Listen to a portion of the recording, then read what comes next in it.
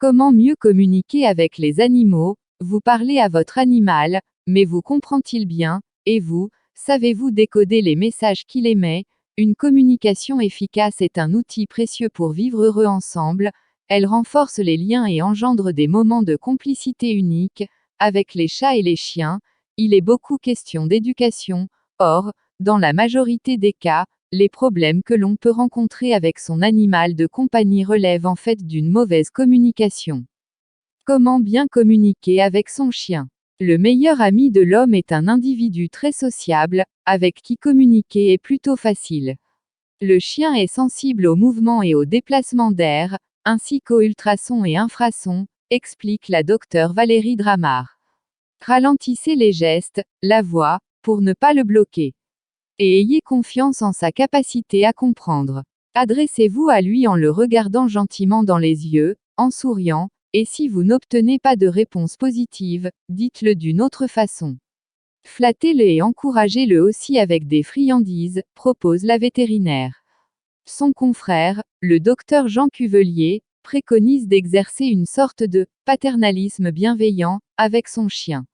En pratique, cela revient à utiliser un ton plus aigu pour manifester sa joie et le récompenser, et un ton grave, de faible intensité, pour montrer sa confiance. On garde à l'esprit une règle d'or, évitez de vous mettre en colère, ça ne ferait que lui faire peur et détériorer votre relation, alerte la docteure Valérie Dramard.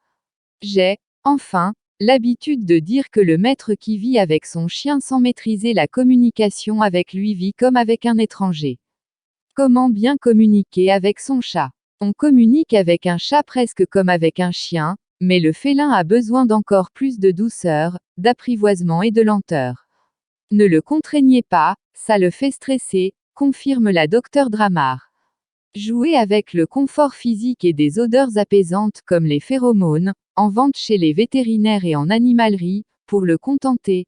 Elles sont très utiles aussi pour réussir à le faire entrer en douceur dans sa cage de transport, ou l'installer dans un endroit nouveau. Avec le chat, commencez toujours par être calme, vous gagnerez du temps ensuite, insiste l'experte. En connaissant parfaitement son compagnon, on sait définir ce qui l'apaise et on peut user de ses stratagèmes, en toute bonne volonté.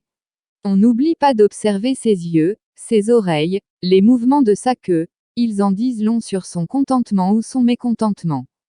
Comment bien communiquer avec son cheval? Le canal d'expression le plus naturel pour le cheval, quand on veut lui passer un message, c'est la vue, indique la cavalière Véronique de Saint-Volery. Votre attitude corporelle est donc importante, tonique pour repousser, détendue pour attirer. Le cheval est particulièrement attentif à nos déplacements, et saura voir les petits mouvements de recul involontaire des pieds qui traduisent un manque d'assurance, même si l'on fait de grands gestes en même temps, indique-t-elle. Il est possible d'apprendre au cheval, aussi facilement qu'au chien, notre langage, pour obtenir une réaction précise. Le canal que je préfère pour cela, c'est l'audition, confie Véronique de Saint-Volery. Les chevaux apprennent facilement les codes vocaux. Les équidés sont sensibles aux intentions que la voix traduit, paroles douces et rassurantes, ou au contraire éclat de voix forcément doublé d'une crispation gestuelle. En pratique, quand un cheval hennit pour demander du foin, ou se dirige vers une direction précise pour demander à aller au pré, il souhaite que vous le regardiez. En selle, considérez la position des oreilles, elles doivent être mobiles. Si elles sont couchées, elles traduisent probablement une gêne ou une douleur. Si elles se fixent dans une direction et que le cheval relève l'encolure, c'est un signe d'inquiétude dont il faut tenir compte. Comment bien communiquer avec les oiseaux? J'ai construit une maisonnette à oiseaux pendant le confinement, raconte Clément Meuglin. Mon envie, c'était qu'ils viennent plus souvent dans mon jardin. Je me suis demandé comment les faire venir jusqu'à cet abri pensé pour eux. J'ai fait ce qu'on appelle du renforcement positif, j'y ai placé des graines, et les oiseaux s'y sont installés. Puis j'ai commencé à souffler dans un sifflet à chaque fois que je mettais de nouvelles graines. Et ils ont pris l'habitude de venir à mon signal, de répondre à mon appel, s'enorgueillit cet amoureux des animaux. Avec un oiseau en cage, une perruche par exemple, le renforcement positif est une option à considérer.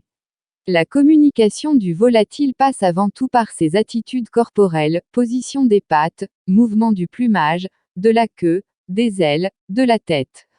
Ses regards et la dilatation des pupilles. Pas toujours facile de les interpréter. Mais avec un peu d'expérience, de rapprochement, d'analyse du contexte et de ses conduites, on peut y arriver.